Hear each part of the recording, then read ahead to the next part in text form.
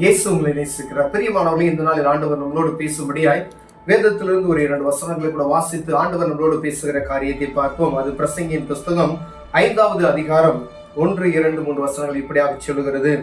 நீ தேவாலயத்துக்கு போகும்போது உன் நடையை காத்துக்கொள். மூடர் பலியிடுவது போல பலியிடுவதை பார்க்கிலும் செவி கொடுக்க சேர்வதே நலம். தாங்கள் செய்கிறது தீமை என்று அறியாதிருக்கிறார்கள். தேவ சமூகத்தில் நீ துணிகரமாய் உன் வாயினால் பேசாமல் மனம் பதறி ஒரு வார்த்தையும் சொல்லாமலும் இரு. தேவன் வானத்தில் இருக்கிறார், நீ பூமியில் இருக்கிறாய். ஆதலால் உன் வார்த்தைகள் சுருக்கமாய் இருப்பதாக. நீ தேவனுக்கு ஒரு பொருத்தனை பண்ணி கொண்டால் அதை செலுத்த தாமதியாதே. அவர் மூடரில் பிரியப்படுகிறது இல்லை. நீ நேர்ந்து கொண்டதை செய். நீ நேர்ந்து கொண்டதை செய்யாமல் போவதை பார்க்கலும் நேர்ந்து கொள்ளாமல் இருப்பதே நலம். பிரியமானவர்களே, ஆலயத்துக்கு போக, நீ தேவாலயத்துக்கு போகும்போது உன் நடையை காத்துக்கொள் என்று சொல்றார். நாம் ஆலயத்துக்கு போவது எவ்வளவு முக்கியம். ஆலயத்துக்கு போவோம் வாருங்கள் என்று சொன்ன உடனே ஒரு சந்தோஷம் இருதயத்தில் வந்து தாவீது ராஜா சொல்றாரு பார்த்தீங்களா? அதே போல ஆலயத்துக்கு போகும்பொழுது உன் நடையை காத்துக்கொள். உன்னுடைய காரியங்கள் எல்லாம், நம்ம எங்க போறோம், வெளியில போறதுக்கும் தேவ சமூகத்துக்கு போறதுக்கும் வித்தியாசம் இருக்கும். அநேக பிரசங்கிமார்கள் நமக்கு உபதேசம் பண்ணுகிற ஆலயத்துக்கு போறதுல ஒரு சரியான நேரத்தை நீங்க கடைபிடிங்க அப்படின்னா நம்ம கடைபிடிக்கிறதே கிடையாது. எல்லா இடத்துக்கும் நம்ம கரெக்டா போவோம். எங்க நம்ம சரியான நேரத்துக்கு போகணுமோ அங்க போகிறது கிடையாது. ட்ரெயினுக்கு போயிடுறோம், பஸ்ஸுக்கு போயிடுறோம், ஒரு விசேஷ வீட்டுக்கு நம்ம கடந்து கரெக்டான நேரத்துக்கு போயிடுவோம். ஆனா தேவ சமூகத்துக்கு ஞாயிற்றுக்கிழமை ஒரு நாள், நீ வாரத்துக்கு ஒரு நாள் ஆலயத்துக்கு போகணும். பழைய ஏற்பாட்டின் காலத்தில் ஓய்வு நாள் என்பது முற்றிலுமாய் முடக்கப்பட்டது. எந்த வேலையும் செய்யக்கூடாது. ஆனா புதிய ஏற்பாட்டின் காலத்தில் ஆண்டவர் கிருபையை நமக்கு அதை கொடுத்திருக்கிறார். நீங்க ஆலயத்துல போய் தேவ சமூகத்துல ஆராதனை செய்து விட்டு வீட்டுல நம்ம சமையல்லாம் செஞ்சு சாப்பிடுகிறோம். ஆனா பழைய ஏற்பாட்டின் காலத்துல அப்படி அல்ல. நீ அடுப்பையே பத்த வைக்க கூடாது. அப்ப நீ ஆலயத்துக்கு போகும்போது ஒரு நடையை காத்துக்கொள். எவ்வளவு கவனமா இருக்கணும் அப்படின்னு சொல்லி ஆண்டவர் சொல்லுகிறார். உங்க நட, உட, பேச்சு எல்லா விதத்திலையும் ஒரு கவனம் இருக்க வேண்டும். பாரு, 2வது வசனம் சொல்றாரு, மூடர் பலியிடுவது போல பலியிடாதே இருப்பாயாக. மூடர் பலியிடுவது போல பலியிடுவதை பார்க்கிலும் செவி கொடுக்க சேர்வதே நலம்.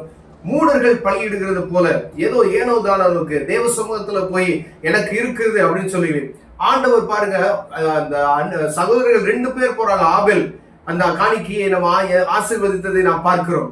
அப்ப எவ்வளவு தாழ்மை, எவ்வளவு உண்மை இருக்கணும்னு சொல்லி முதல்ல பலிபீடத்துக்கு முதலாக காணிக்கை செலுத்தும் போது ஒரு சகோதரனுக்குள்ள ஒரு பொறாமை எரிச்சல் வந்ததை நாம் பார்க்கிறோம் வேதத்துல. அங்க ஒரு கொலை நடக்கிறதை பார்க்கிறோம். பிரியமானவர்களே, ஆண்டவருக்கு எப்படி பிரியமோ ஆண்டவர் எல்லாத்திலும் முதலாம். அப்ப தேவாலயத்துக்கு போறது முதலா, அதுல நம்ம ஒழுக்கமா இருக்கணும். நம்ம உடைகள்ல ஒரு வித்தியாசம் இருக்கணும். நம்மளுடைய நடையில ஒரு வித்தியாசம் இருக்கணும். நடையை காத்துக்கொள்ளணும். எல்லாவற்றிலும் பரிசுத்தமாய் வாழும்படியாய் ஆலயத்துக்கு போகும்போது ஜாக்கிரதை உள்ள இருக்கும்படியா உங்களோட பேசுற. 2வது, ஆலயத்துல பதறி பேசுகிறது இருக்கக்கூடாது. பதறி, ஆண்டவரே நான் இதை செய்யறேன், அதை செய்யறேன் அப்படின்னு சொல்லி வேதம் சொல்கிறது. நீ தேவனுக்கு பொருத்தனை பண்ணி கொண்டால் அதை செலுத்த தாமதியாதே. நீங்க ஆலயத்துல போய் நீ இதை செஞ்சீங்கன்னா ஆண்டவரை இதை செஞ்சுறேன் அப்படின்னு சொல்லும் போது எல்லாருடைய காரியமும் ரட்சிக்கப்பட்ட அனுபவம் நிறைந்தவர்களுக்கு தெரியும். ஆனா அவர்களே நம்மளே இப்ப என்ன செஞ்சோம் அப்படின்னா, அநேக காரியங்களை ஆண்டவருக்கு ஒரு பொருத்தனை பண்ணிட்டு அதை என்ன செஞ்சோம், செய்ய தாமதிக்கிறோம். ஆண்டவர் சொல்றாரு, நீ நேர்ந்து கொண்டே செய்யாமல் போவதை பார்க்கலும் நேர்ந்து கொள்ளாமல் இருப்பதே நலம் என்று சொல்லுகிறார். ஆலயத்துல போய் ஆண்டவருக்கு இதை செய்கிறேன். இப்ப ஒரு காரியத்தை சொன்னா அந்த காரியத்தை செஞ்சோம். பாருங்க, சாமுவேல் தீர்க்கதரிசி பாருங்க, அண்ணால் ஜெபிக்கும் பொழுது அழுது புலம்புகிறார். ஒரு ஆண்டவர் ஒரு அற்புதம் செய்கிறார். அவருக்கு குழந்தை இல்லாத அந்த குழந்தை பாக்கியத்தை நீக்கி ஆண்டவர் குழந்தையை தருகிறார். அப்ப அண்ணல் என்ன சொல்றா, அப்படி ஒரு குழந்தையை எனக்கு கொடுத்தீங்க அப்படின்னா அவன் என்ன செய்வேன், ஆலயத்திலே கொண்டு வந்து ஆலயவுடைய பணிக்காண்டி அவனை ஆண்டவருக்காய் நான் விட்டு விடுவேன் என்று சொல்கிறார். அதே போல சாமுவேல் தீர்க்கதரிசி உருவாகிறதுக்கு அந்த ஒரு காரியம் நடக்குது. அப்ப சொன்ன மாதிரி நடந்து கூட வாழ்க்கையில் ஆசீர்வாதம், பின்னாடி அவங்க வாழ்க்கையில பாத்தீங்கன்னா பெரிய ஆசீர்வாதங்களை அடைந்திருக்கிறார்கள். பெரிய மாணவர்களே, பதறி பேசாமல் இருக்கும்படி ஆண்டவர் விரும்புகிறார். ஆலயத்துக்கு போவதில் கவனம் கவனத்தோடு இருக்க வேண்டும் என்று ஆண்டவர் நம்மளோடு பேசுகிறார். பிரியமானவர்களே, அதே போல மூடர் பலியிடுகிறது போல நாம் பலியிடக்கூடாது. தேவனுக்கு செலுத்த வேண்டியதை சரியாக நம்ம செலுத்த வேண்டும். அதே போல பொருத்தனை செய்து கொண்டோம்னா அந்த பொருத்தனையை கரெக்டா செஞ்சிடணும். இல்லைன்னா நீங்க பொருத்தனை பண்ணாமல் இருப்பதே நலம் என்று வேதம் சொல்லுகிறது.